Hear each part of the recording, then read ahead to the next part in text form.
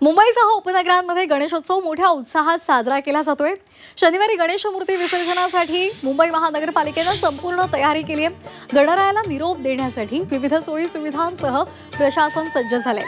विसर्जन सुलभ आणि निर्विघ्नपणे पार पडावं यासाठी महानगरपालिकेने जवळपास 10,000 अधिकारी आणि कर्मचाऱ्यांची नियुक्ती केली आहे। तसंच नियंत्रण कक्ष आणि इतर विविध सोयी सुविधांसुद्धा सज्ज केलेले आहेत। यावर एक नजर टाकूयात ग्राफिक्सच्या माध्यमातून काय नेमक्या उपाययोजना केलेल्या आहेत पाहूयात। मुंबई शहर उपनगरांमध्ये 70 नैसर्गिक तलाव आहेत, ते सज्ज करण्यात आले। त्याचबरोबर 290 कृत्रिम तलावांची सोय सुद्धा करण्यात आली आहे। 10,000 अधिकारी आणि कर्मचारी त्यासाठी कार्यरत असतील। 245 नियंत्रण कक्ष सुद्धा तैनात करण्यात आलेत। चौपाटीच्या किनाऱ्यांवर 1175 स्टील प्लेट्स असतील। विविध ठिकाणी 66 जर्मन तराफ्यांची सुद्धा व्यवस्था असेल।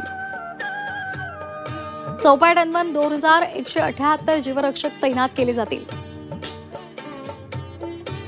56 मोटर बोटी असतील।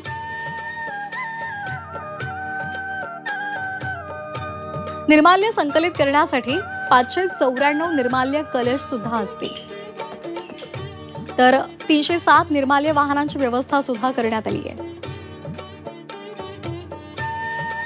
129 निरीक्षण मनोरे उभारले जात आहेत। विसर्जन स्थळावर 42 क्रेनची व्यवस्था असेल।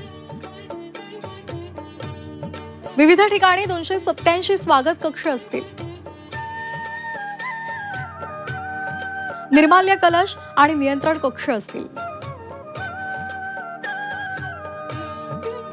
निरीक्षण मनोरे आणि विद्युत व्यवस्था असेल।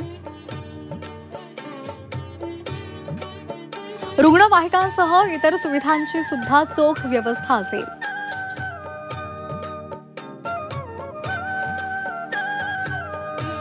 तर गणेश मूर्ती विसर्जनादरम्यान भाविकांनी काय काळजी घ्यायची आहे पाहूयात ग्राफिक्स मधून। भाविकांनी समुद्रात खोल पाण्यात जाऊ नये। मूर्ती विसर्जनाकरता नेमलेल्या प्रशिक्षित मनुष्यबळाची मदत घ्यावी।